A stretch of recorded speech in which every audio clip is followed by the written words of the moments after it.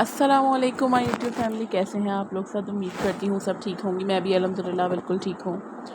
तो ये मैं आज अपनी अम्मी के घर थी और उसके बाद जो है वो मैं पढ़ाया मैंने। सुबह 12 रबीउल अव्वल का दिन था और फिर मैं अपने घर गई क्योंकि 2-3 दिन हो चुके थे। मैं अपनी अम्मी के आई थी अपने बच्चे की तबीयत की वजह से।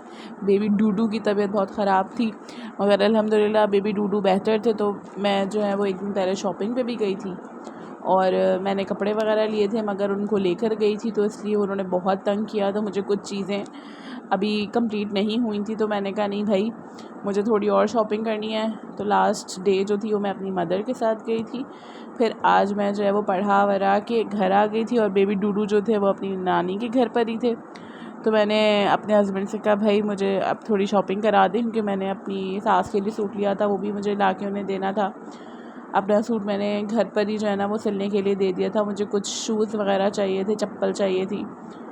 तो मैंने कहा नहीं आप मुझे ले चलें। तो उन्होंने कहा चलो ठीक है भाई, मैं तुम्हें ले चलता हूँ। फिर घर में कुछ थोड़ा बहुत काम भी था वो भी निपटाया, अपने कमरे की थोड़ी बहुत सफाई वगैरह की और फिर रेडी हुए हम दोनों।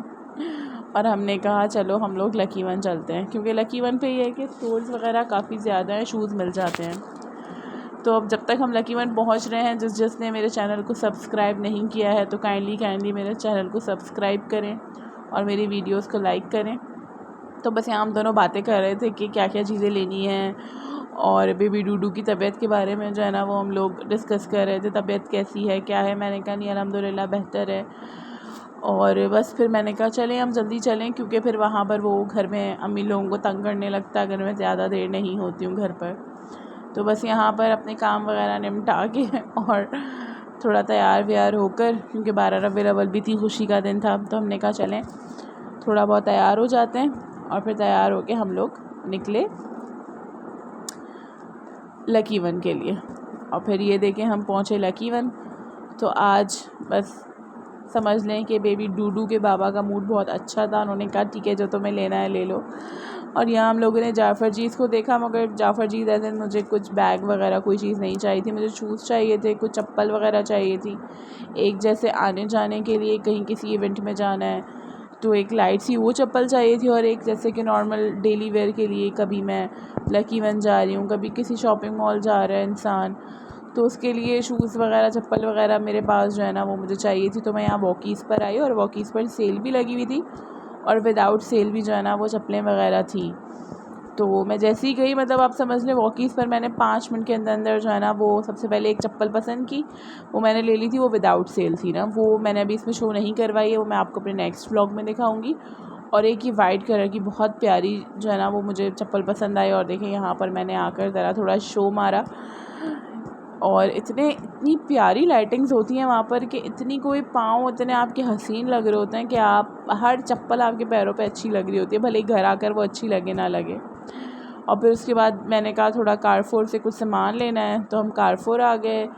और जो है वो यहाँ पर हमने बाउल्स वगैरह चीज़ें देखी क्योंकि अक्सर ऐसा होता है हमें कुछ हमारे मजलिस वगैरह होती है तो उसमें बांटने के लिए कुछ बाउल वगैरह या तो जो है वो बोल्स वगैरह या ग्लास वगैरह चाहिए होते हैं, तो बल्क में अवेलेबल नहीं होते।